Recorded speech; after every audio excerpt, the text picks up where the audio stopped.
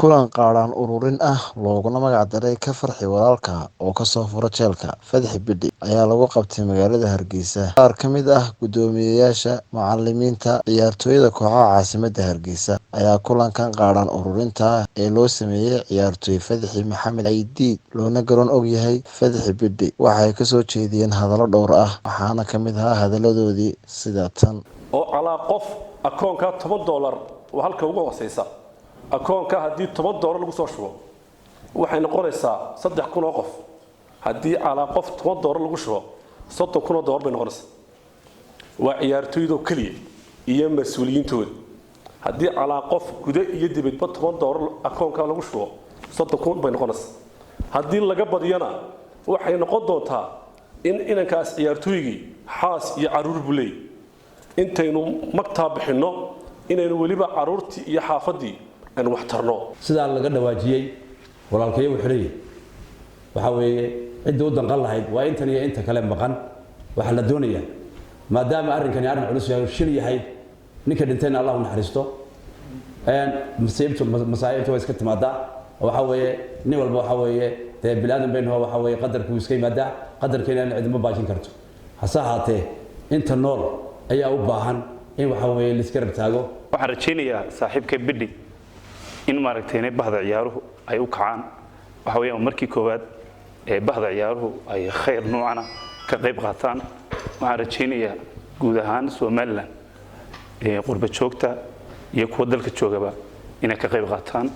aniga maxaydiin ahaan waxaan rajaynayaa kooxdaydii anigaba inaan si fiican uga qayb qaadan doono. qurba jooga iyo qaran jooguba runtii aad buu ballaaranyahay. qurba joog waliba arrimahan sidan oo kale khayriga aad bay uga qayb qaataan. marka horta kooxihiinu lead wanaagsan inaynu sameeyno shakhsi kastaana wixii awoodiisa u karayo inuu waxa weeyaan inuu isna contribute garayo. qofka waxba contribute garan karayna inuu waxa weeyaan dadaalka wacyigelintiisa iyo abaabulkiisa inuu qayb runtii ka qaato. mar labaad iyo mar saddexaad baan idin mahad celinayaa.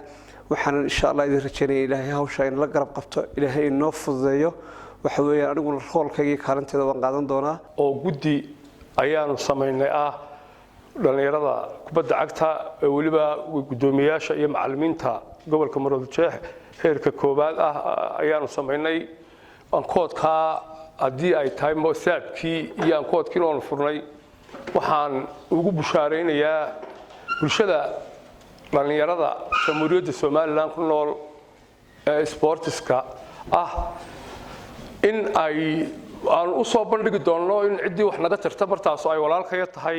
caawinta inaan soo caawinayna maanta intanaanu doonayna inaanu kaga bixino in ka badan ayaynu sameyn karnaa haddaynu inagu isku tashano go'aan kaliya oo mida wada qaadano oo inanka si degdeg ah oo 3 bilood ugu xiran stationka aanu uga soo dayno. anagu waxaan ka mid ahay ciyaartooyga imikana waan ku jiraa horena waan ugu jiray tabarucaadkaana waan ka qayb qaadanayaa insha Allah taala. dhammaanteen waxaan u baahanahay inaynu isgarab taagno aynu wax walba aynu ku dhaqaaqno sidaynu u caawin lahayn. aad iyo aad bay u qurux badan tahay in gudayo dabadba arrinkan kale laga kaco. aad iyo aad bay u qurux badan tahay in qof kasto sportiba fadhiga ka kaco hawshaana uu isara istaago kii qalbi iyo maskax ku caawinaya iyo kii tabarucaad bisha Ramadaan iyadoo bil khayr waliba ku jirno ka geysanayaba gudayo dabadba waxaan leenahay hawshaasi ha loo kaco. in dadka islaamka ee sakooyinka bixinaya in ay uu ka mid yahay dadka sakooyinku ay ku baxaysa ay ku waajibtay 8 inuu ka mid yahay. qofka maanta magta loo haystaa waa qof islaama, waa qof walaalkeena anaga bahda ciyaaraha hadaynu nahayna inaga si gaar ah ayuu inoo sii damqayaa. waxaanu arinta cid walba ugu baaqaynaa in ay ka qayb qaataan inanka ka furo jeelka oo ka farxi Fadxi Maxamed Caydiid insha Allah bismillah al-kareem. Ramadan wanaagsan. Xasan Xuseen Xasan Xuuto, wararka Malcab, magaalada Hargeysa.